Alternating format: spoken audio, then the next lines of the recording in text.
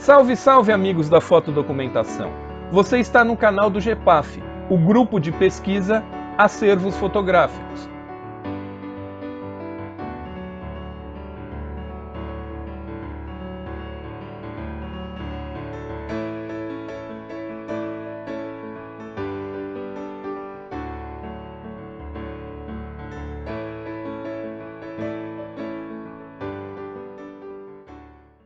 Salve, salve, amigos da Diplomática e da Tipologia. Estou usando o espaço do GEPAF para uma palestra sobre tipologia e classificação arquivística aos alunos da UNB, já que a gente se encontra com atividades online devido à pandemia.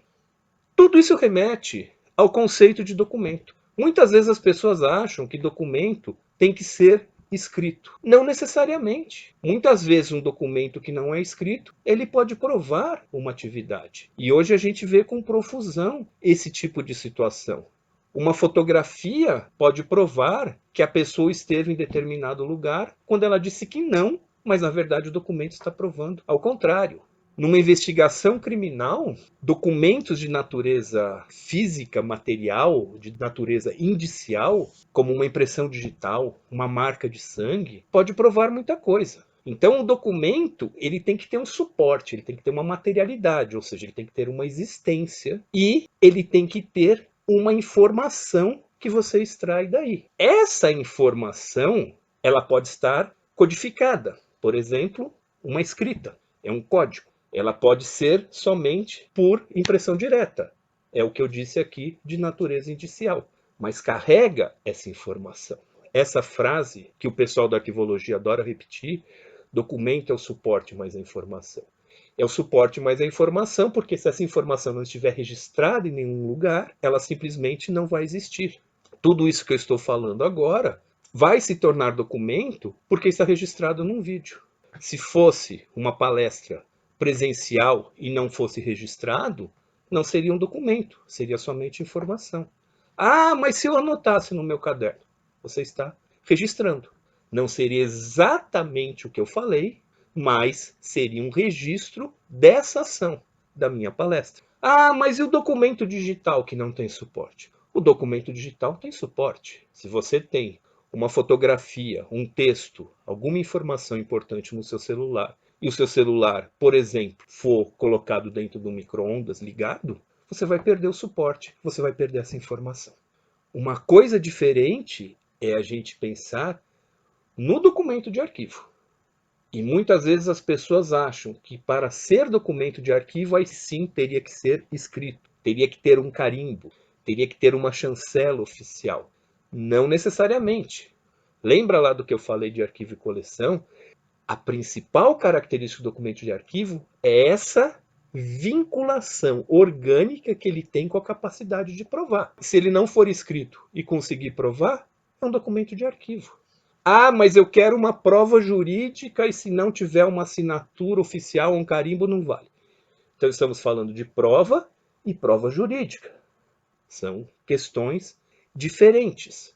Muitas vezes existe a prova que determinada pessoa cometeu um ato ilícito, mas juridicamente essa prova pode não ser validada. As pessoas sabem que a ilicitude foi cometida, mas juridicamente a prova não valeu. Mas vale para a sociedade, vale para a história. Então temos um nível conceitual que é o documento e sua capacidade de trazer uma informação. Eu tenho um outro nível, que é o documento de arquivo e sua capacidade de que essa informação possa provar algo, mediante essa trama que eu me referi da organicidade. E eu tenho um outro nível ainda, que é essa capacidade de prova ser uma prova juridicamente aceita. Para cada um desses elementos, eu tenho um nível de complexidade desse meu binômio documento e informação diferente. Quanto mais restrito for, documento de arquivo com prova e prova jurídica, menos possibilidades eu tenho de entender aquilo como um documento.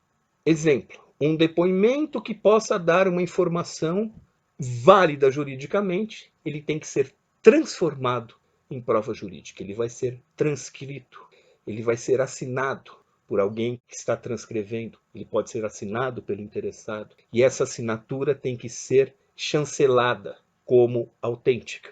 Então eu tenho a informação, eu produzo um documento com essa informação e eu passo a ter um sistema de validação jurídica. Cada vez é mais complexo. A definição de documento de arquivo trabalha essa relação entre um processo administrativo e os vínculos da guarda, ou seja, é o interesse de guardar para provar algo. Eu posso ter vários documentos que me provem coisas, mas são coisas que eu posso não ter interesse em provar. Por exemplo, no caso dessa minha hipotética viagem para a participação de um congresso, vamos supor que seja uma viagem internacional. O carimbo no meu passaporte, do meu país de destino, prova que eu cheguei lá. Mas a minha instituição não quer o carimbo do passaporte, porque eu poderia ter entrado com carteira de identidade, dependendo do país. O carimbo prova, mas para o arquivo, nesse caso específico, não há o interesse de se provar com carimbo. E o que se pede, normalmente, é o cartão de embarque. Então, o arquivo implica não só a trama das relações que eu comentei, mas implica em uma necessidade deliberada, em um interesse deliberado de provar algo. Todo o conjunto dos documentos relacionados àquela atividade pode, de uma forma mais completa ou menos completa, provar alguma coisa da realização dessa atividade. Mas o que efetivamente vai para o arquivo é aquilo que existe uma intenção de provar. Eu preciso provar por esse documento e não por aquele. Ah, mas eu queria tanto guardar esses carimbos do meu passaporte, mesmo depois do passaporte vencido. Você pode guardar. Você pode ter uma coleção de passaportes vencidos, mas não o arquivo.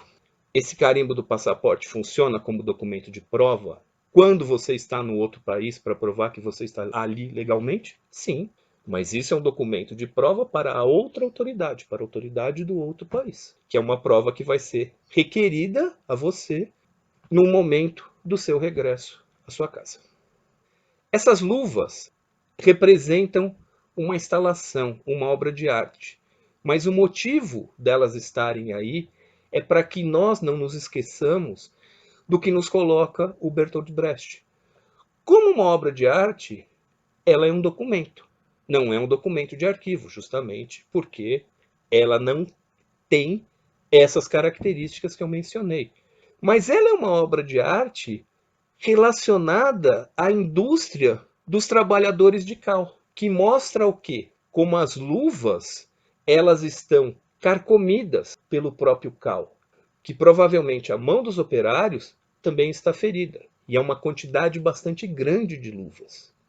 Essa obra de arte, ela funciona como um documento contemporâneo, inclusive com o aspecto de denunciar condições de trabalho ruins. É o tipo de obra que serve como documento para ser aquela prova que o Bertolt Brecht pediria. Não se trata de um documento de arquivo, mas se trata de um documento. Recapitulando, o documento é uma informação básica fixada em um suporte. O documento de arquivo ele tem que ter uma vontade administrativa. Eu tenho uma ação deliberada e o resultado dessa ação gera um registro, o documento. E eu preciso identificar por que é que esse documento foi produzido. Existe uma diferença entre o ticket de embarque no avião de uma viagem de férias e do ticket de embarque no avião de uma viagem a trabalho. São funções diferentes.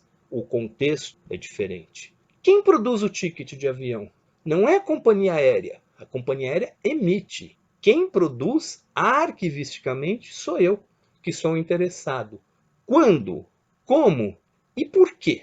O documento de arquivo, ele é, antes de mais nada, uma prova das ações que foram executadas. E a gente já tem discutido bastante as características básicas do documento de arquivo. A imparcialidade. A imparcialidade no sentido de que a relação que o documento tem com a ação, ela é imparcial. A ação não é imparcial. O interesse da ação, ou o interesse de guardar ou não guardar o documento, também não é imparcial. Pensem no reflexo de uma pessoa no espelho. O reflexo da pessoa no espelho é imparcial. Se a pessoa está linda, ela está linda. Se a pessoa está feia, ela está feia. O espelho simplesmente vai mostrar isso. Então, se em dado momento você realizou uma atividade, o arquivo vai mostrar que você realizou essa atividade. E ele tem que ser autêntico. Ou seja, ele tem que ser efetivamente o documento que prove a execução dessa atividade. E como ele é autêntico, ele é gerado automaticamente. E nem sempre é do interesse de quem fez a atividade, exemplo, uma atividade ilícita, que esse documento exista. Justamente por isso. Porque o documento é imparcial, ele denuncia a consecução do ilícito. Vemos recentemente conversas vazadas que indicam um ato ilícito de um procurador com um juiz. O registro é imparcial, porque na medida em que o ilícito, ou seja, a ação, ia ocorrendo, o documento ia registrando isso. Ele é autêntico. Tanto que foi a primeira discussão. Será que ele é autêntico? Foi periciado e foi dado como autêntico. Foi produzido naturalmente, porque os autores do ilícito não puderam impedir que esse documento existisse. E eles só têm a capacidade de provar tudo isso que ocorreu porque eles têm uma relação orgânica. Eles se juntam a outros documentos. Ah, mas eles podem não provar juridicamente, mas provam. Arquivisticamente, eles provam. Se a justiça considera como prova ou não, é outra história. Esse documento, ele parece o equivalente a uma passagem antiga de trem, mas na verdade ele não é isso. Ele é um material promocional de uma galeria de arte. Primeiro preciso entender o que é esse documento e tenho que entendê-lo como um material promocional. Mas eu preciso entender o contexto. Esse documento tem várias cópias. Na galeria, provavelmente se deixou uma cópia, que lá ela vai ter o papel de provar a publicidade já realizada. Eu recebi esse material. E esse material, na verdade, ele não forma um arquivo. Eu tenho uma série desses, não série arquivística, porque eu conheço o dono da galeria. E eu acho bastante interessante esse material. Mas no meu acervo, eles não formam um material de arquivo. Eles formam uma coleção. E se porventura algum amassa, algum pega umidade, pega fungo, e se eu consigo um outro novo, obviamente que eu troco. Eles são intercambiáveis.